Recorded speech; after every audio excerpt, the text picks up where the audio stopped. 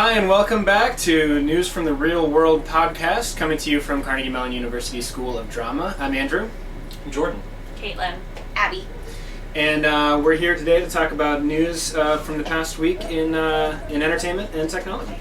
First off, we've got two articles from Variety magazine about the troubles and or fixing of troubles in California's entertainment market. The first is an article that is based on some labor statistics that came out recently that have shown a 19% drop in entertainment industry jobs, but specifically in the industry code related to movie production and sound production in the United States. 19% drop from 2 years ago when it was 350,000 or something, and now it's just below 300,000. So a pretty significant drop, but I don't know how much I care about those numbers. Does anybody else have an opinion? That's what I thought too. I was like, these are so abstract, I don't really... Well, I mean, they're based on an industry code system that doesn't really capture, I think, all the jobs that the entertainment industry creates. The Bureau of Labor Statistics uses these five-digit codes to talk about different industries, and when you have a business, you kind of you relate to one of those business codes because you have to for the government's sake. But the MPAA, the Motion Picture Association of America, for instance, says that they think the number's closer to 2 million for the direct and indirect jobs that their industry creates. What do you guys think about that? I mean, I found it intriguing, MPAA's complaint that they can't really determine anything from these numbers because it's tied to also the music production industry, right. Which, thinking about just, what I hear about declining industries, it sounds like music is having a very different experience these days than they did in perhaps the early 90s when things were kind of booming. Right. So... That's because music was so much more awesome. It was just way more awesome then. I know, we have things better. like Euro Third pop. Eye Blind. Come on now. So I think that it's certainly the interesting is it's not a change in aesthetics or the actual quality of the products they're producing. I think TV probably has never been better right now. Right. But actually I don't know if those numbers are even tied into there because is it movie production or is it television and movie production? That's a darn good question. And the other article from Variety that I might as well introduce about the jobs that seem to be fleeing California, fleeing LA, production jobs in both movies and television. It's not as quantified, but it's sort of the article was based on a recent number that came out that said that only 20% of television pilots were filmed in Los Angeles last year, which is an all-time low. That number is a little more troubling to me than, well, I don't know about troubling, but I think it's more indicative of what's happening in Southern California than the Bureau of Labor Statistics number. I think it's more just shocking. I mean, you think of California, you think of Hollywood, you think of movies, and right. It's weird to think that a place like that has so much of a legacy in something like that won't be thought of that way in maybe 20 years, I'm sure it'll still have the Walk of Fame and everything, but... Well, people said the same thing about Detroit, I'm sure. Yeah. Right? So, yeah. And automobiles, so let me just make it. It's just, I think it's a natural thing for this to evolve and for, as movie industry and any sort of tech-related thing becomes more less centralized because the equipment's much more available. Anybody can shoot something that looks high enough quality to be shown in the theater. So, the fact that it needs to be centralized in Hollywood doesn't make a whole lot of sense to me any longer. Yeah. But of course, it is a landmark. It brings a lot of, a huge amount of money into that area, and it's definitely important. So it seems to me like it's the article is sort of positing that it requires a fundamental change in the way that producers and just the people who are in charge of location scouting basically change the way that they operate. So instead of looking at the bottom line, they are looking to go local. Right. It's it's the same thing we love to do with food. We have to do with industry. Yeah, and I mean, Mr. Lowry is a TV columnist, so he's mostly concerned with television, and he definitely lays it squarely at the executive's feet. In fact, he kind of uses the article as a touchstone for the division between the upper and middle classes as well. He talks about that a little bit. and I don't know. It's a business though. Like you can't run a business without thinking about the bottom line. And I personally don't really know that there's a ton of value, for me anyway, in the relationship between LA and the product. Like, I don't really care about LA, for better or for worse. Like, it doesn't mean that anything to me. I'm sure it means a lot to the people who live there, and of course, they're going to have a different opinion, but I don't care if a show is filmed in North Carolina. In fact, I'm sure North Carolinians need the work just as much as Los Angelinos? Los Angelinos? What do we call Los them? Angelins. I don't think that's... Okay, we'll go with Los Angeles. It's legit. It's just sorry. as legit. Yeah. I thought the same thing though. It's like why would we need to preserve this? But where it got interesting for me, I guess, is that sort of trickle down effect is like how it affects all of these industries that are tied to the movie industry. So like caterers and people doing laundry and stuff like that is where it's sort of interesting. But why preserve it? Like what's the point of Well, everything except California has tripled the tax credits for entertainment industry ventures, so we'll see if it does any good. And we'll check back in. I'm sure there'll be more variety articles about the waning Los Angeles entertainment industry. Let's see.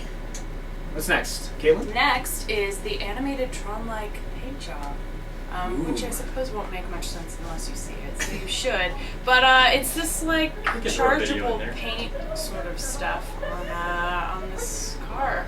More blinky lights. Yeah, you. from blinky light dresses to blinky light cars. Just Yeah, I keep think going. I saw something like this at the Burning Man once. It was out It's of my mind. it's it's a Tesla, which I like. I'm all about Tesla. I think they are a great company. Yeah. Everyone should buy one when Yeah. they can afford a $350,000 car. That's coming out in a couple of years. Get on it. They're coming out with a more affordable version. Well, good. I can't wait. 3 years. I don't know, media guy. What do you think about this business? The chargeable paint is really amazing. Yeah. I mean, it's very impressive, and the fact that you can also sort of code it to light up at various times because you know it's electronic, so you just send a charge to that little portion of paint and boom, you got something to close. Mhm. So it's amazing. It's going to make everything look like Burning Man all the time. Great. I wonder if there's going to be any laws against it being like a distraction to other drivers or something like that. It just sounds like, you know, we're going to need more drugs to experience everyday life. I just can't promise that I'd still drive safely driving next to this car. If you you know? put it as like a thing, like you can't have stuff that's gonna make people crash, basically. You know what I mean? You can't have extraneous lights, but Yeah, I'm pretty sure the DOT is going to have something to say about this. But I mean, this is just a demo. It's very odd that they chose a car for this purpose because you could. I mean, there are so many Yeah, you could do this to anything. utilities I for mean, this. In the article, they mentioned painting a wall with it and using that as the light source in a room. That would be that would odd have to been me. so much. I think that'd that would have be been cool. so Yeah, much but it's cooler. such a strange glow. I mean, Well, it doesn't have to be in your dining room. The look of glow in the dark is very specific. You know, Well, That's it true. doesn't look like a natural light. I immediately thought of that scene in Cloud Atlas. I don't know if anybody saw that movie. Don't bother. But there was Not great. one, there's this scene where they go into this like brutalist concrete room of an apartment, and the guy like picks up a remote and like pushes a couple buttons, and all of a sudden like New York 2130 skyline like shows up in the Like in on the- all like four as walls. like as if you're like in the open air. It's like that Right? Disney Ray original movie. Bradbury. Right, you don't Smart actually House. need It's like that windows Disney if you original can, movie, Smart House. pretend like this. It is. I wonder how far this is. I also wonder if maybe there will be a safety implication or safety application for something like this, where like when you slam on your brakes, your whole car like lights up like a beacon, like really gets your attention. Ooh. That would behind be you. cool. That's interesting. That and the one drawback I remember reading is that it dims after a pretty short time, though. Is my Oh, understanding. that's interesting. It gets. They haven't figured that out yet. The paint brightness, doesn't last. the brightness of it dims with each charge, so like it only lasts a certain. You can kind of see it. So in you'd the, have to in the video. reapply, Yeah. or I don't know. I think Or you recharge, just have or a you're normal just- car afterwards. Personally, There's my a favorite paint metaphor job in there. any car is matte black, so I'm not going to be buying it. Rat rods all the way. All the way. Choppers, baby. On a less happy and fun note, there is an article about trigger warnings. This you can see this article on the Hit and Run blog, but this is an article asking, well, it didn't really ask, it was saying that the American Association of University Professors has decided that professors don't have to give warnings to their students if they're going to have sensitive content in their class that day. And they think that before a lot of professors did it, but they're discouraging it and making it not a requirement to make these warnings, so that because they think that it's unfair to trade the comfort of their students for the possibility that they'll learn something, which I think is really valid. I think that's very fair, and I think it's also fair that they've left it up to the professors who know their students, arguably, and are there with them to know what they're presenting and things like that. But I think that's a fair trade, and I think that's something that I have always appreciated about professors that have presented hard material to me, is that they just laid it out on the table and that's what it was, and I think it makes their students feel more like an adult who's ready to handle that discussion that will follow afterwards. I don't know, what do you guys think about that? The number of things they listed in the article as were, so certain colleges were requiring this as some sort of method of, making sure that students feel safe and comfortable in class, which safety is an important thing, emotional safety, but you also need to learn something. So the number of specific topics that they had listed, which included like racism, classism, national politics and stuff like that, was really interesting to me. That I've predominantly seen trigger warnings for highly sensitive discussions of rape and other forms of like Violence, assault, yeah. violence, abuse, Right. things like that. So the fact that this was also pertaining to things that were, I can't say that they're less sensitive in some way, but it was very surprising to me that they would be included in that. You can absolutely say that. You can absolutely say that's sensitive. I don't think there's anything wrong with that. I think this is a really sad commentary on our divided politics in this country now.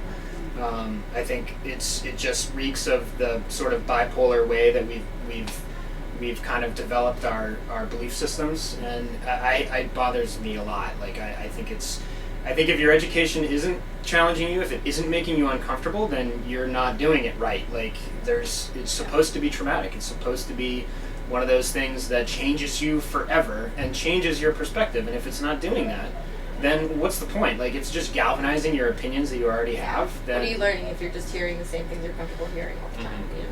And I mean, those people, both on the left and the right, who are so polarized that they can only hold their own belief systems and can't have enough critical thinking to like look at an issue and see it for what it is and discuss it with their peers. Like if they can't come to that point of mutual understanding, then they are demeaning the education of everyone around them. So if that's really your problem, I think that honestly, I'd rather not have you in my educational system. Seriously, and like coddling everybody, watering everything down to the point of not learning anything seems ridiculous. And I also was sort of bothered by in the article the fact that they were dealing in such broad generalizations. Like, in other words, a trigger warning for what was the part that I was wondering. Is it a graphic video of a rape, or is it a discussion of conservative and liberal politics? Like, what are we talking about? So I feel like common sense should probably factor in here for most of the professors. Yeah. It's like, listen, what you're going to watch is tough.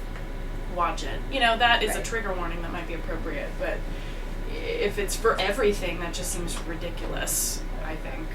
It all sort of ties into some form of political correctness and also professors just being very concerned about their job Terrified. position. So, I mean, I can certainly understand them wanting to follow rules, not get sued, not be in trouble in any way with students.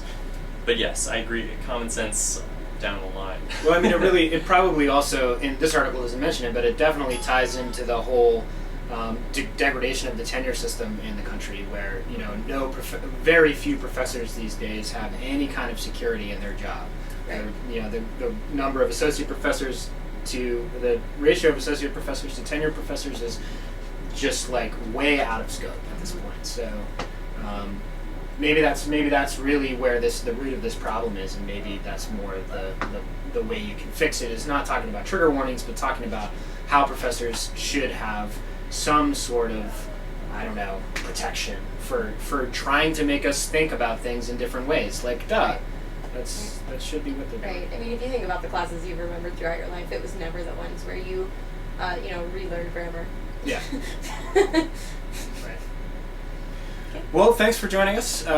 Please come back for the second session, and we're going to take a short break. Dictionary word of the day: Standing outside reading. imbibe. Ooh. Yeah, Ooh. it just means drink. Yeah. It really doesn't mean Those a are word. usually great. Those